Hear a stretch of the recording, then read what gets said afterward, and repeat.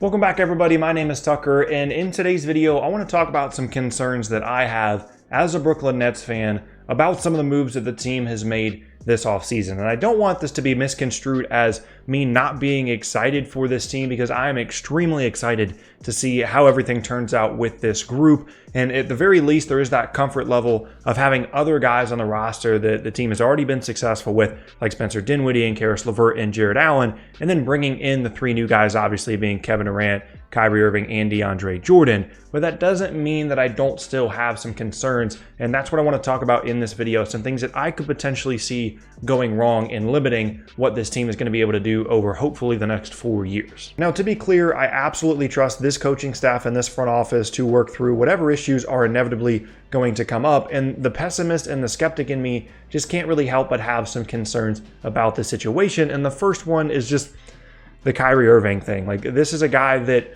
initially, obviously I'm very excited to see him play for the Nets and see how the situation works out. But this is probably what scares me the most, is just the way that he's been the last couple of years and really throughout his career, his attitude, his personality, how up and down he can be about the situation that he's currently in, definitely scares me as something that could derail this very promising situation. Because going back to his time in Cleveland, he won a championship in 2016, and then the summer immediately after almost requested a trade from the team, and then ended up requesting a trade the summer after, and then went into a situation in Boston that going into this past season, before things went wrong there, it seemed like just about as close to an ideal situation as you could have for a player like Irving, from a coaching staff perspective, from a front office perspective, from everything going on the roster around him. It seemed like that was about as ideal as it could get, and he ended up wanting to leave that too. I even remember making a video last offseason talking about how I really didn't even entertain the thought of him potentially leaving Boston, most specifically for the Knicks, but really my points were about any other team in general. It always seemed like Boston was a fantastic place for him to be, and that's still something that he ended up wanting out of. So when you combine all that stuff, of course I'm concerned that a similar thing could end up happening in Brooklyn. Now, it seems like everybody wants him to be there, from the incumbent guys that have been recruiting him to come there seemingly for a couple of months, at least in the case specifically of Spencer Dinwiddie, along with obviously Kevin Durant and DeAndre Jordan signing there with him. It seems like everybody wants him to be there. It seems like it's a good situation. It seems like a situation that he'll be happy in, but the Nets wouldn't be the first franchise to be proven wrong about that. And then when you go to the on-the-court stuff, you have to remember that Kevin Durant's not going to play at all next season, and I'm concerned that maybe Kyrie gets a little bit too used to being the guy for this team and taking as many shots as he probably will. That's not to say that there aren't a lot of other talented offensive players on the roster, even if Kevin Durant isn't playing, but obviously the responsibilities are going to be different in 2019 than they are in 2020. And I'm a little bit concerned that maybe when Durant comes back,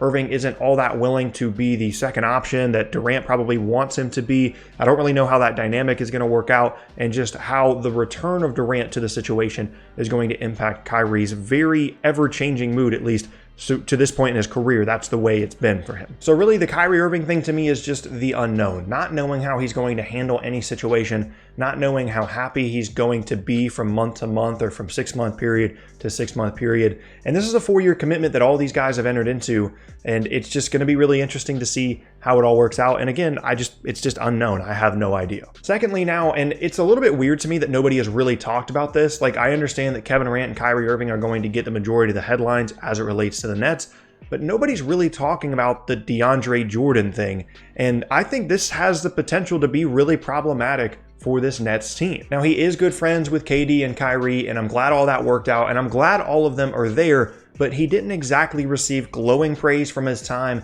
in Dallas at the beginning of last season, ended up getting traded away from there, didn't really have the greatest defensive effort at times, was good at certain points in the season, but just wasn't consistent enough in terms of effort. I also think there's some on-the-court issues that could potentially be a problem, like the fact that he has never really been that great at staying on the floor at the end of games because of his free throw shooting struggles.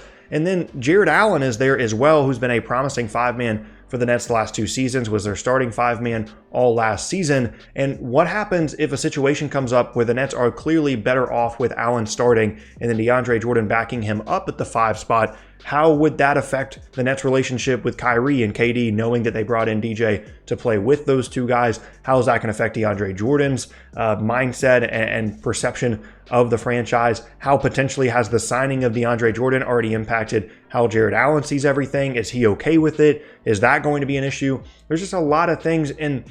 It really just kind of seems like it was unnecessary to bring in DeAndre Jordan from an on-the-court perspective. And obviously, I understand that from a recruiting perspective, it certainly helped bring in KD and Kyrie, that they were going to have another guy there that they're good friends with, that they wanted to play with, and that they wanted to play with so much that they each were willing to take less than the max. But I'm concerned about it. And number 3 now is an obvious one. It's the Kevin Durant injury thing. How is he going to come back from an Achilles injury that historically has been a career-altering injury, specifically for guys that are over 30, as Durant now is? Now, honestly, I'm not entirely concerned by this from a standpoint of Kevin Durant's not going to be Kevin Durant anymore when he comes back, because he has a game that shouldn't be all that affected by the decreased athleticism that is going to come from the recovery from this injury. And even though he is starting to get up there in age a little bit, past 30 years old, he should still be able to shoot extremely well, should still be a playmaker, should still be a good scorer. Even if he doesn't have all of the athletic ability and all the burst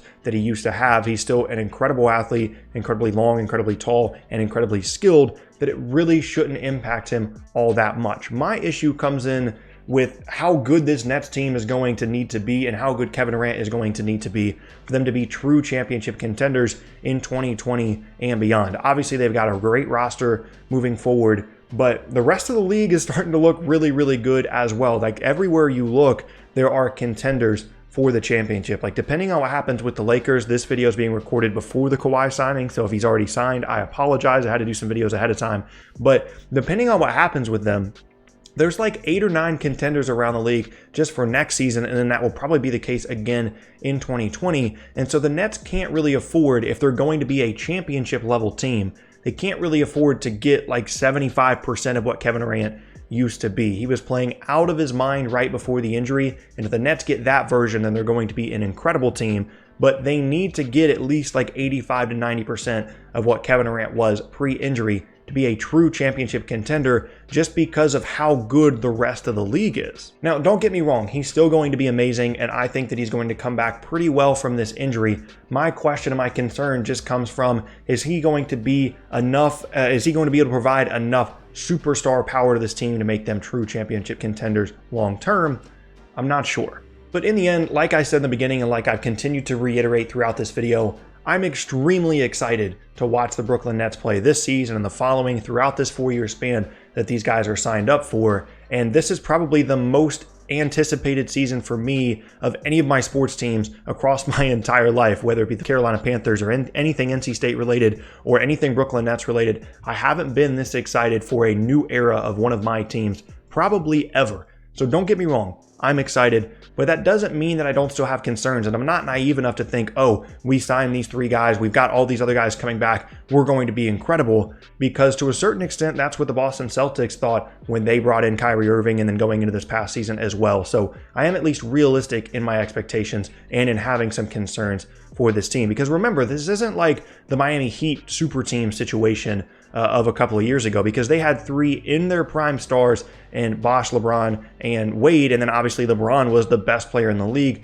at the time as well. So it's an entirely different situation, because in contrast to that Heatles team, this Nets team has an aging big man with questionable effectiveness at this point in his career, a superstar that won't play for a year while recovering from a torn Achilles, and you don't really know how well he's going to recover from that, and a notoriously tough-to-please point guard that could change his mind at any minute during this 4-year contract and ask to be completely out of the situation as a whole. But the Nets do at least have the comfort level of having some other guys on the roster that they've already had success with that should at least increase the margin of error for them a little bit. So in the end, like I said, I'm very excited, but that doesn't mean that I don't still have these concerns that I've outlined in this video for how the Nets will do moving forward with their new offseason additions. And there you have it. That is going to be the end of today's video, and I thank you all very much for watching. Once again, my name is Tucker. If you missed any of my previous videos, then be sure to check out the boxes on screen. Thanks again, and I'll see you all next time.